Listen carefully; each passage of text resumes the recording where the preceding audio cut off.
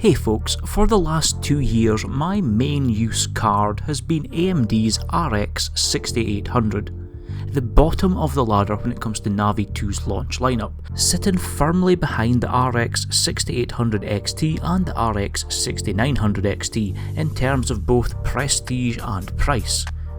In Steam's latest hardware survey, we can see that both the 6800 XT and the 6900 XT make it into the chart. No easy task for a big AMD card, and the lowly 6800, despite being the cheapest option of the launch lineup, does not even make an appearance. And to be honest, this lack of popularity for the runt of the Navi 21 litter bears out in the videos I've made for this channel. Again, there's not much interest, despite it being now one of the much more affordable offerings on the likes of eBay.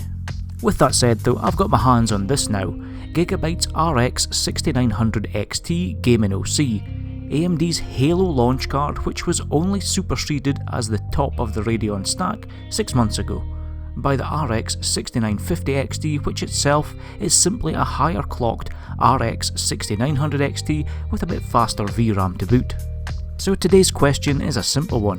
Now that I have the Halo card in hand, and a third party one at that, with a better cooler and more in-case presence, do I regret not just going all out at launch and buying the best that I could?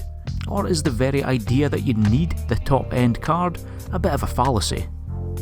As a recap, both the 6800 and the 6900 XT use the same 7nm Navi 21 GPU, with the 6900 XT featuring the full GPU while the 6800 is cut down with slightly lower core counts, TMUs and ROPs along with a lower target clock speed. Both cards however feature the same 16GB of GDDR6 memory on a 256-bit bus, and both cards also feature the same 120MB of Infinity cache.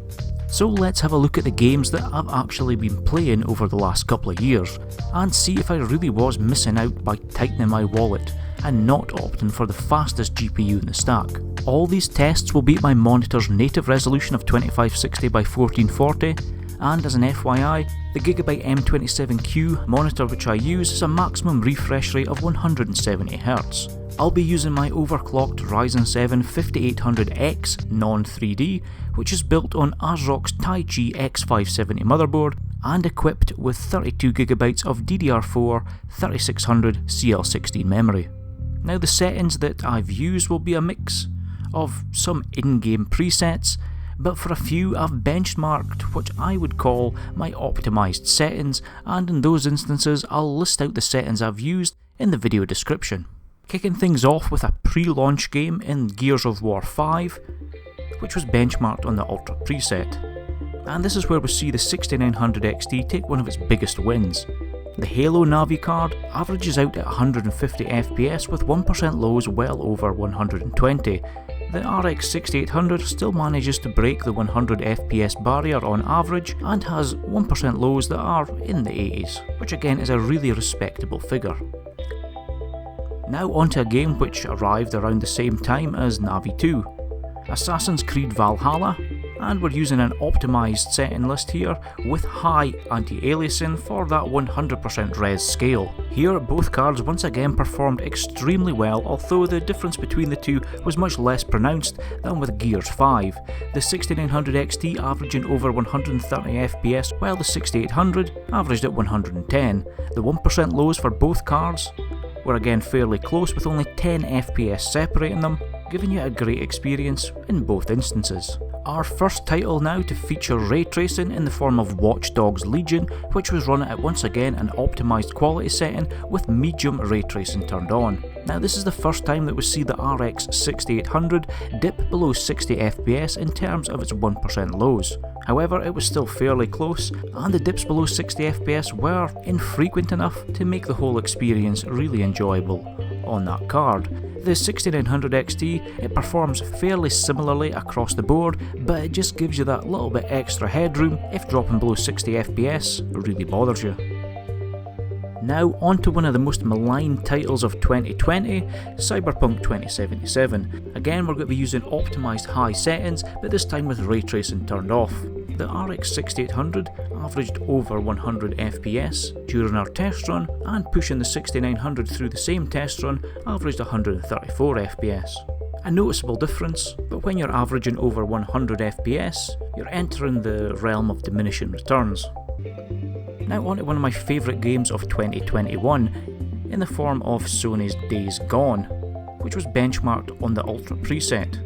Once again, both cards managed to return average frame rates well into the 3-figure mark, with the 6900 XT also returning 1% lows over 110 FPS. Now, Days Gone is not the most challenging game to run, but there are times when the game looks really good, and even when running on the 6800, I found it hugely enjoyable.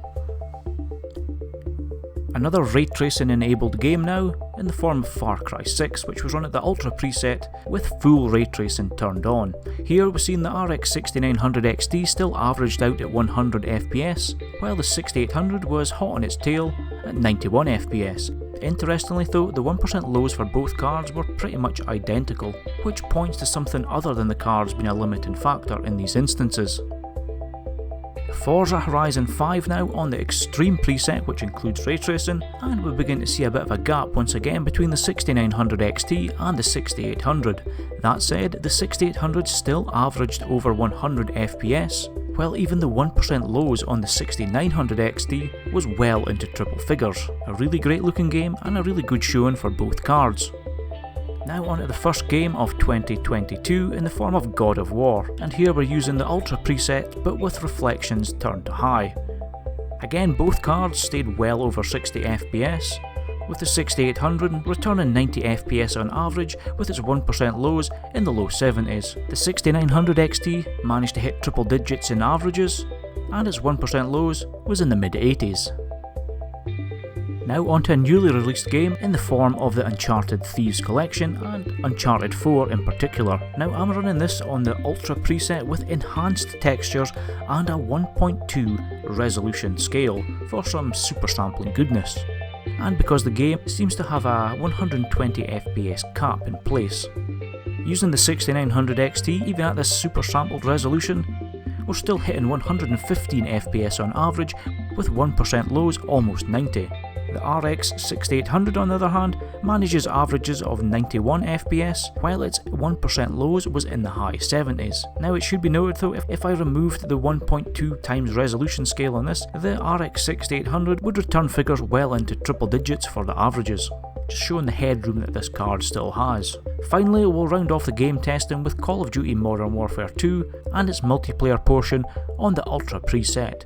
Now I must say that the Navi cards that I've tested in Modern Warfare 2, they really return amazing performance all round, much higher than I've seen with any of my Nvidia cards, that's for sure. The 6800 returned averages well into the triple digits, and while the 1% lows was just below 60 FPS, these dips were infrequent enough that you didn't really notice it. The 6900 XT on the other hand returned average frame rate closer to 140 FPS, with its 1% lows comfortably above 60. Now, this is a competitive multiplayer online shooter. I've benchmarked it on the Ultra preset to kind of show the worst case scenario, but realistically, you're not going to be playing online on the Ultra preset, but both these cards just show how much headroom there is should you decide to scale the preset down a notch or use some form of reconstruction. If we look at the aggregate results for these cards, we can see that the 6800 averaged out at 100 FPS, with its 1% lows comfortably in the 70 range. The 6900 XT, on the other hand, averaged out at 125 FPS, which was a 25% increase over the 6800. The 1% lows were 21% higher than the 6800 at 92 FPS. So with the benchmarks out of the way, what's the bottom line? Well, let's not beat around the bush here. The 6900 XT was obviously considerably faster. However, it's not to the extent that 33% uptake in shader count and 10% or so higher boost clocks would suggest. So really, the runt of the Navi 21 litter, the 6800, it's punching well above its weight, and you've got to commend it for that. Now, having used the 6800 as my daily workhorse for the past 2 years, let's talk about the question in this video title.